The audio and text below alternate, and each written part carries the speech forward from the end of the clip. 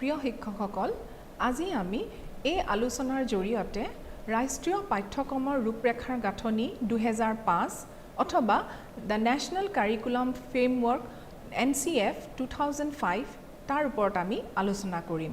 আপোনালোকে জানে যে নেশ্যনেল এডুকেশ্যনেল পলিচি অথবা NPE 1986 আৰু 92 এখন পাঠ্যক্ৰমৰ বাবে ৰাষ্ট্ৰীয় গাঁথনিৰ প্ৰস্তাৱ দিছিল, যাৰ দ্বাৰা এক ৰাষ্ট্ৰীয় শিক্ষা ব্যৱস্থাৰ প্ৰস্তুত কৰিব পৰা যাব। NPEৰ প্ৰগ্ৰাম অফ একশ্যনৰ দ্বাৰা শিশুকেন্দ্ৰিক ব্যৱস্থাৰ পৰিকল্পনা কৰিছিল, যাতে সাৰ্বজনীন উপস্থিতিপঞ্জী আৰু 14 বছৰ বয়সলৈকে শিশুৰ সাৰ্বজনীন অধিকাৰ আৰু বিদ্যালয়ৰ ওপৰত শিক্ষাৰ পৰ্যাপ্ত বিকাশ কৰিব পাৰি। ৰাষ্ট্ৰীয় পাঠ্যক্ৰম গাঁথনিক শিক্ষা ব্যৱস্থাৰ আধুনিকৰণৰ এক মাধ্যম হিচাপে ধৰা হৈছিল। ৰাষ্ট্ৰীয় পাঠ্যক্ৰম গাঁথনি 2005 মুডালিয়াৰ আৰু কোঠাৰী আয়োগৰ পৰামৰ্শসমূহ পুনৰ নিৰীক্ষণ কৰিবলৈ আৰু 1975 আৰু 1988 আৰু 2000 চনৰ ৰাষ্ট্ৰীয় পাঠ্যক্ৰম গাঁথনিক পুনৰ নিৰীক্ষণ কৰিছিল। ই লাৰ্ণিং উইদাউট বাৰ্ডেন নামৰ ৰিপৰ্ট আৰু ৰাষ্ট্ৰীয় শিক্ষা নীতি 1986ৰ ওপৰত গভীৰভাৱে অধ্যয়ন কৰিছিল, যাতে পাঠ্যক্ৰমৰ বোজা সম্পৰ্কীয় সমস্যাসমূহৰ ওপৰত নিৰীক্ষণ কৰিব পৰা যায়। জহপাল কমিটিৰ এই সকলো নীতি আৰু পৰামৰ্শসমূহক লৈ 2005 চনত এখন নতুন সংশোধিত ৰাষ্ট্ৰীয় পাঠ্যক্ৰম গাঁথনিক পুনঃ গঠন কৰা হৈছিল আৰু এতিয়াও সমগ্ৰ দেশতে ইয়াৰ প্ৰচলন হৈ আছে।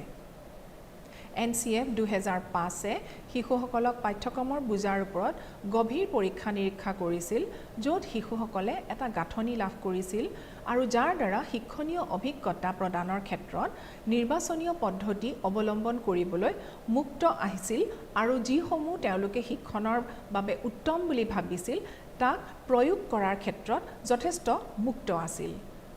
ই ভাবিছিল যে শিক্ষাৰ উদ্দেশ্যসমূহ উপনীত হ'বলৈ পাঠ্যক্ৰমে এটা সংগঠন হিচাপে কাৰ্য কৰিব লাগিব আৰু ইয়াৰ ফলত ই প্ৰয়োজনীয় অভিজ্ঞতা প্ৰদান কৰাৰ ক্ষেত্ৰত সহায় কৰিব। প্ৰচাৰ মাধ্যম আৰু প্ৰযুক্তিবিদ্যাই পাঠ্যক্ৰমৰ লেনদেনৰ ক্ষেত্ৰত এক যোগ্য মাধ্যম হিচাপে সুবিধা প্ৰদান কৰিব আৰু শিশুৱে কেনেকৈ শিকিব আৰু জ্ঞান বুদ্ধি কৰিব পাৰি তাত শিশুৱে নিজে জনাটো উচিত, যাতে সিহঁতৰ শিক্ষণ সম্পূৰ্ণ সৃষ্টিশীল আৰু আনন্দপূৰ্ণ হয়। এতিয়া আহক আমি আলোচনা কৰোঁ সংশোধিত NCFৰ প্ৰধান বৈশিষ্ট্যসমূহ কেনেধৰণৰ। ইয়াৰে বৈশিষ্ট্যসমূহ এনেধৰণৰ যে NCFে বিভিন্ন আদৰ্শসমূহ ধাৰণাৰ প্ৰচলন কৰিছিল, যিসমূহত আগতে বিভিন্ন কমিশ্যন বা আয়োগে পাঠ্যক্ৰম শিশুৰ বাবে অন্তৰ্ভুক্তি আৰু অৰ্থপূৰ্ণ অভিজ্ঞতা হিচাপে গঢ় দিবলৈ যত্ন কৰিছিল। NCF 2005 পাঠ্যক্ৰমে বিকাশৰ 4টা প্ৰধান নিৰ্দেশনীয় নীতিৰ ওপৰত নিৰ্ভৰশীল। প্ৰথমটো হ'ল বিদ্যালয়ৰ বাহিৰৰ জীৱনৰ লগত জ্ঞানৰ সংগতি। দ্বিতীয়তে শিক্ষক যাতে যান্ত্ৰিক পদ্ধতিৰ পৰা নিলগত থাকে আৰু সুনিশ্চিত কৰা। তৃতীয়তে পাঠ্যক্ৰমক সমৃদ্ধিশালী কৰা, যাতে ই পাঠ্যক্ৰম বহিৰ্ভূত হয় আৰু চতুৰ্থতে পৰীক্ষাসমূহ অধিক নমনীয় কৰা।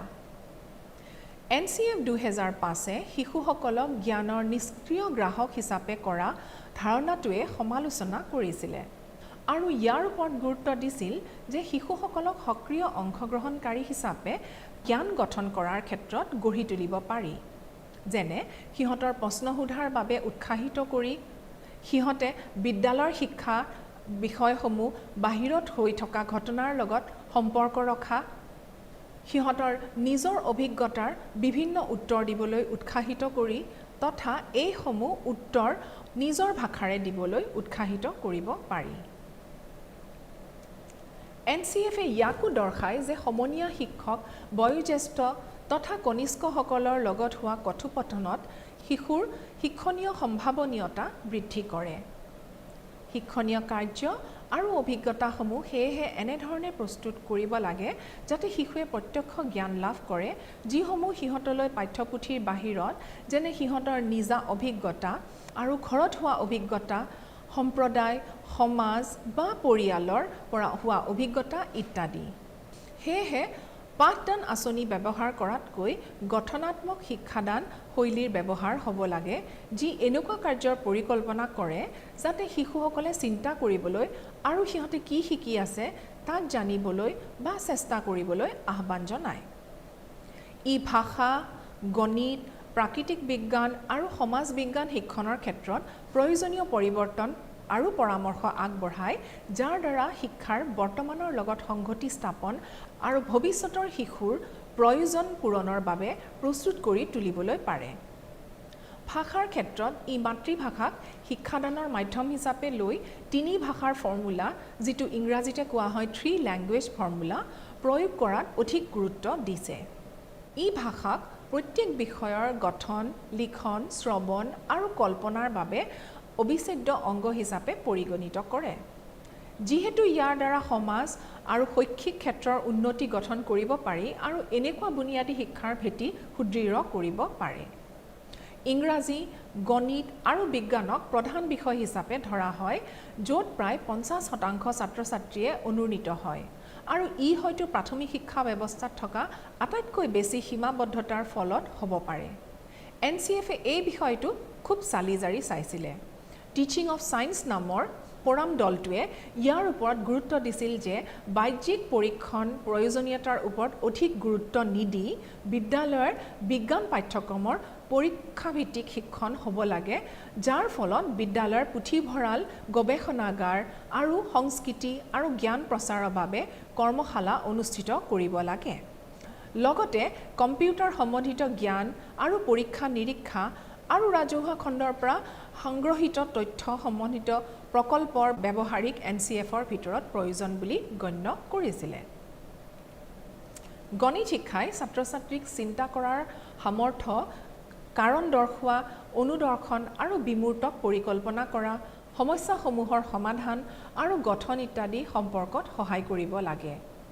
বিজ্ঞান শিক্ষাই ছাত্ৰ-ছাত্ৰীসকলক প্ৰত্যেক দিনৰ জ্ঞান আৰু অভিজ্ঞতাৰ পৰীক্ষা আৰু বিশ্লেষণ কৰাৰ সামৰ্থ্য কৰি তুলিব লাগে। পৰিৱেশ শিক্ষা প্ৰত্যেক বিষয়ৰে এটা অংশ হ'ব লাগে। ই লগতে সমাজ বিজ্ঞানৰ এক বিশিষ্ট দলীয় দৃষ্টিভংগীৰ পৰা প্ৰতিমান বিস্থাপন হোৱা ক্ষেত্ৰত পৰামৰ্শ আগবঢ়াইছিলে। ই লিংগীয় ন্যায়, ট্ৰাইবেল সংবেদনশীলতা আৰু দলিত সম্পৰ্কীয় বিষয় তথ্য, সংখ্যালঘু সংবেদনাশীল সম্পৰ্কেও পৰামৰ্শ আগবঢ়াইছিলে। এই দস্তাবেজে কৰ্ম আৰু শিক্ষাৰ ওপৰত মনোযোগ দিছিলে। গণতান্ত্ৰিক ব্যৱস্থাৰ বাবে কৰ্ম জ্ঞানৰ আৰু মূল্যবোধন নতুন সৃষ্টিশীল গাঁথনি হিচাপে স্বীকৃতি দিয়া হৈছিলে। কৰ্মশিক্ষাক ঐতিহ্য শিক্ষাৰ লগত জড়িত কৰাৰ লগতে বিশেষকৈ শিক্ষাসমূহ ইয়াৰ মানচিত্ৰ কৰাটো প্ৰয়োজনীয়, যাতে সংস্কৃতি আৰু অৰ্থনৈতিক সম্পদ এই উৎসক সঠিকভাৱে ব্যৱহাৰ কৰি শিক্ষাৰ লগত জড়িত কৰিব পাৰি। ই পাঠ্যক্ৰমিক দিশ, শিক্ষণীয় সমল যেনে পাঠ্যপুথি, পুথিভঁৰাল, শিক্ষা প্ৰযুক্তিবিদ্যা আহিলা, গৱেষণাগাৰ ইত্যাদিসমূহৰ বিষয়েও আলোচনা আগবঢ়ায়। ই সামগ্ৰিক সংখ্যা বৃদ্ধিৰ ওপৰতো গুৰুত্ব প্ৰদান কৰে আৰু লগতে ব্যক্তিগত স্বাধীনতা আৰু শিক্ষকৰ স্বায়ত্ততাৰ ওপৰতো দৃষ্টি নিৰ্দিষ্ট কৰে।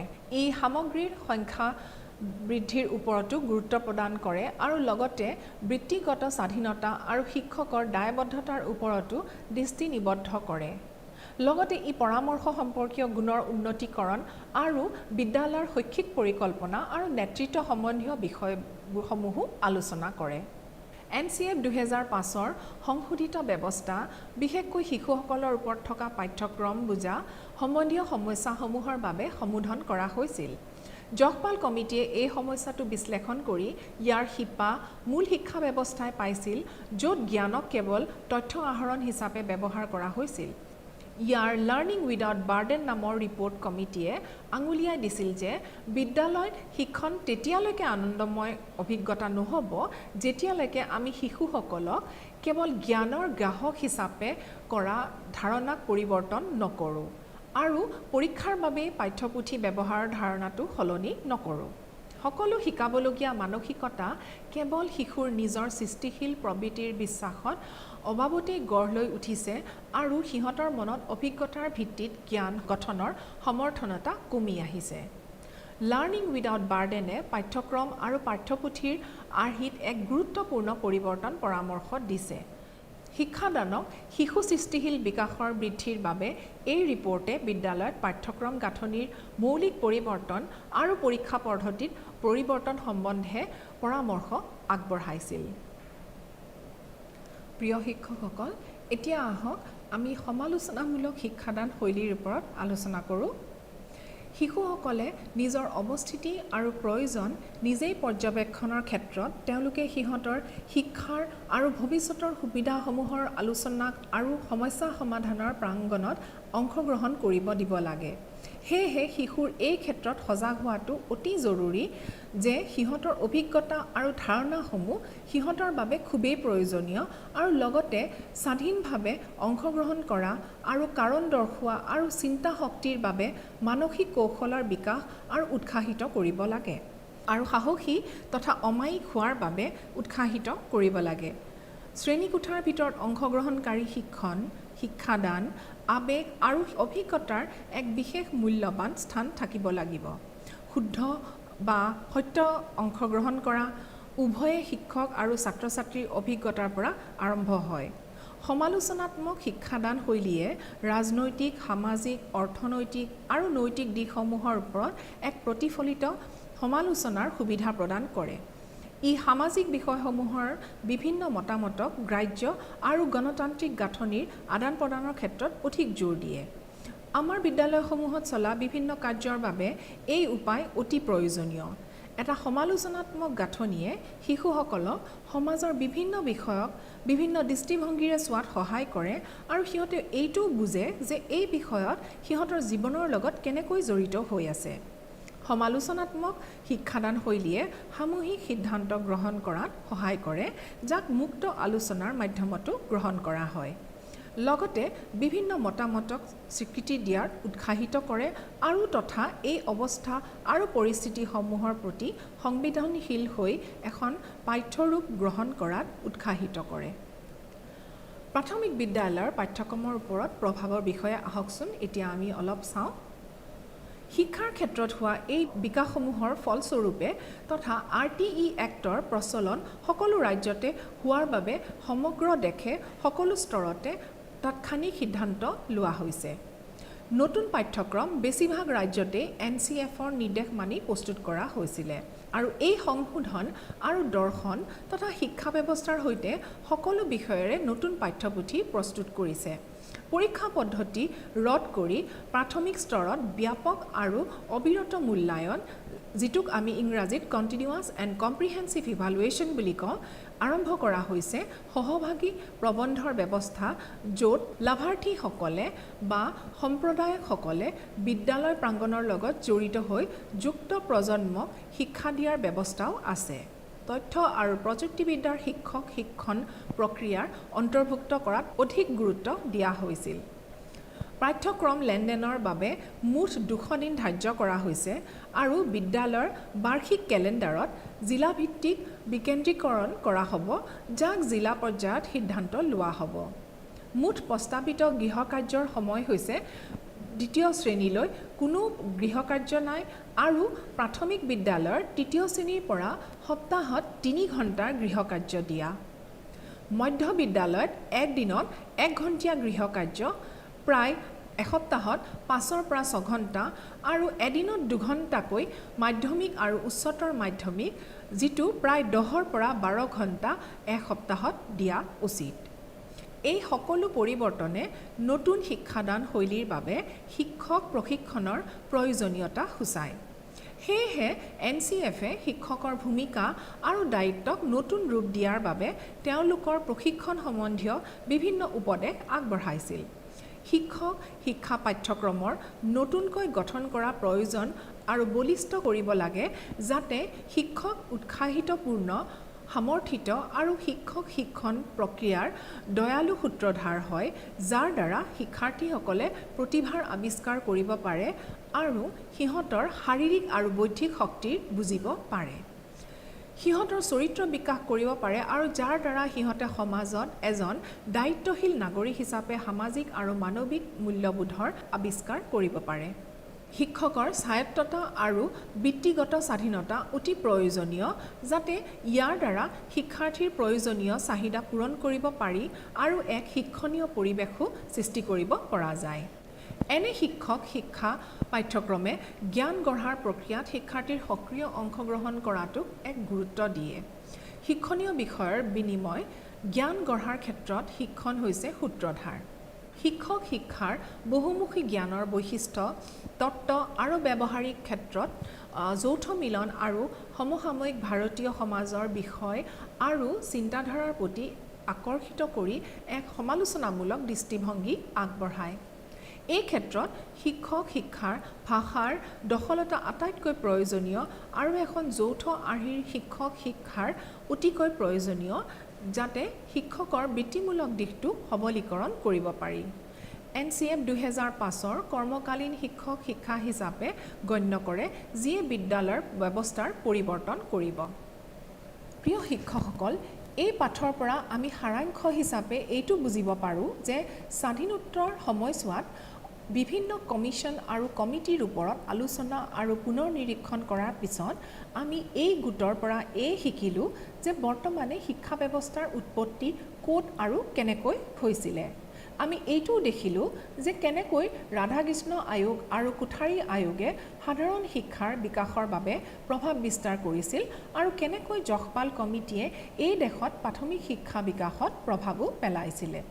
আৰু ইয়াকো জানিলোঁ যে কেনেকৈ এই আয়োগসমূহে সময়ে সময়ে ৰাষ্ট্ৰীয় নীতি প্ৰস্তুতকৰণ আৰু সংশোধনতো প্ৰভাৱ পেলাইছিল। শিক্ষানীতি আৰু ইয়াৰ উন্নতিসমূহ জাতীয় চাহিদাৰ পূৰণৰ অৰ্থে সময়ে সময়ে পুনৰ নিৰীক্ষণ কৰা হৈছিল। NPE 1986 বা 1992 চনত উন্নীত কৰা হৈছিল আৰু NPE 1985 এখন সামগ্ৰিক শিক্ষণ গাঁথনি প্ৰস্তুত কৰিছিল যিয়ে এই শক্তিৰ শেষৰ ফালে শিক্ষা বিকাশত ব্যৱহাৰ হৈ আছিল আৰু লগতে 1952 চনৰ প্লেন অফ একশ্যন প্ৰস্তুত কৰি সাংগঠনিক দায়িত্ব প্ৰচলনৰ ভাৱ আৰু অৰ্থ ব্যৱস্থাৰ প্ৰস্তাৱনা দিছিল। এই সকলো নীতিৰ সিদ্ধান্তসমূহ সময়ে সময়ে মানি আৰু যশপাল কমিটিৰ পৰামৰ্শসমূহ লৈ এই সমগ্ৰ বিদ্যালয়ৰ গাঁথনি সংশোধিত কৰি এক নতুন ৰাষ্ট্ৰীয় গাঁথনি 2007 চনত প্ৰস্তুত কৰা হৈছিল যাক আজি কোপতিও দেশত প্ৰচলন কৰি থকা হৈছে। আজিৰ পাঠত আমি ইমানখিনিয়ে শিকিলোঁ। অহা পাঠদানত পুনৰ লগ পাম। নমস্কাৰ।